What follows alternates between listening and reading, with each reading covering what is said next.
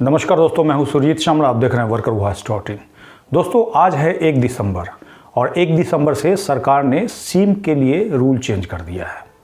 आखिर वो क्या नियम है जिसके तहत सरकार ने न केवल जेल का प्रावधान किया है बल्कि 10 लाख रुपया तक जुर्माना हो सकता है। ये जानकारी न केवल जो लोग सिम कार्ड यूज़ करते हैं उनके लिए ज़रूरी है बल्कि जो लोग सिम कार्ड बेचते हैं उनके लिए बेहद ज़रूरी है। और साथ ही अगर आप नेट बैंकिंग वगैरह यूज़ करते हैं तो एक महत्वपूर्ण जानकारी भी इसी वीडियो में मैं देने जा रहा हूँ जो कि सभी लोगों को जानना ज़रूरी है। अगर वो जानकारी आपके पास नहीं होगी और चूक जाएंगे तो कहीं ना कहीं आप नेट बैंकिंग और मोबाइल बैंकिंग आदि जो भी यूज़ करते हैं बैंक में वो नहीं यूज़ कर पाएंगे। तो आइए आखिर वो कौन सी जानकारी है एक एक करके हम जानते हैं। अमर उजाला के रिपोर्ट के अनुसार इसी साल अगस्त महीने में सिम कार्ड को लेकर के एक नई गाइडलाइन जारी की गई है जिसको कि 1 दिसंबर से लागू होना है। सरकार ने नई गाइडलाइन जारी करते हुए कहा था कि 8 महीने में देश में 52 लाख मोबाइल कनेक्शन बंद किए गए हैं जबकि 67,000 डीलरों को ब्लैक लिस्ट में डाला गया है। करीब 300 सिम डीलरों के खिलाफ FIR दर्ज की गई है। फर्जी सिम कार्ड गिरोह में शामिल तकरीबन 66,000 व्हाट्सएप नंबर को भी ब्लॉक किया गया है। अब इसके बाद आप सभी लोगों का ये जानना काफ़ी ज़रूरी हो गया है कि आखिर सरकार की तरफ से जारी वो नया गाइडलाइन क्या है। तो सबसे पहला जो महत्वपूर्ण नियम बनाया गया है वो है सिम डीलर वेरिफिकेशन, जिसके तहत सिम कार्ड बेचने वाले सभी डीलरों को पुलिस वेरिफिकेशन कराना होगा।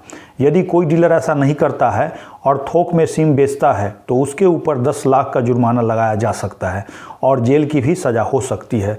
सभी सिम डीलरों को अनिवार्य रूप से रजिस्ट्रेशन कराना होगा जिसकी जिम्मेवारी मोबाइल कंपनी की होगी। दूसरा जो महत्वपूर्ण बदलाव किया गया है आपके डुप्लीकेट सिम जारी करने को लेकर के, यानी कि आपका सिम बंद हो जाता है, आपका सिम चोरी हो जाता है, ऐसी स्थिति में आप अपना डुप्लीकेट सिम इशू कराते हैं। यदि आप किसी कारणवश अपने मौजूदा नंबर के लिए नया सिम कार्ड लेते हैं तो आपको फिर से आधार कार्ड देना होगा और एड्रेस प्रूफ भी देना होगा जैसा कि बताया गया है। उसका तीसरा जो महत्वपूर्ण बदलाव किया गया है वो सीमित सिम कार्ड को लेकर के है, यानी कि पहले एक आईडी से जितना भी चाहते थे आप सिम कार्ड ले लेते थे, लेकिन अब जो नया नियम बना दिया गया है आपके एक आईडी से यानी एक आदमी के नाम से 9 सिम से ज़्यादा आपको नहीं दिया जा सकता है।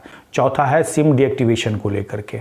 नए नियम के अनुसार नंबर के बंद होने के 90 दिन बाद ही उस नंबर का नया सिम किसी और को अलॉट किया जा सकता है।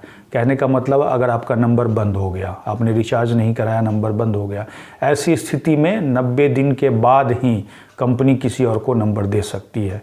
और साथ ही जो भी रूल मैंने बताया है उसको अगर वायलेट किया जाता है, कहने का मतलब उसका उल्लंघन करते हुए किसी को पाया जाता है तो ऐसी स्थिति में उसको जेल हो सकता है और साथ ही 10 लाख रुपए जुर्माने भी लगाया जा सकता है।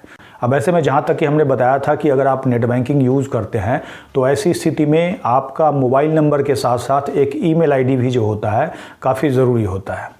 अब ऐसे में अगर आपका वो ईमेल आईडी बंद हो जाए तो आप नेट बैंकिंग शायद नहीं यूज़ कर पाएंगे या फिर आपको नया ईमेल आईडी बना करके उस बैंक अकाउंट के साथ मैप करवाना होगा। इसके लिए बैंक भाग दौड़ करना होगा।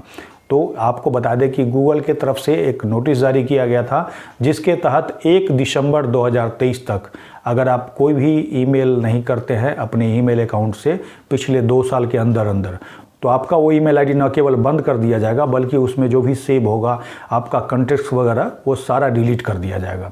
इसीलिए अभी तक आपने उस ईमेल आईडी से कोई मेल नहीं किया है तो कम से कम कहीं भी एक मेल करके हाय हेलो लिख करके ज़रूर भेज दें, नहीं तो कल हो सकता है आपका वो जो ईमेल आईडी है बंद हो जाए तो फिर आपको बैंक का चक्कर लगाना पड़े।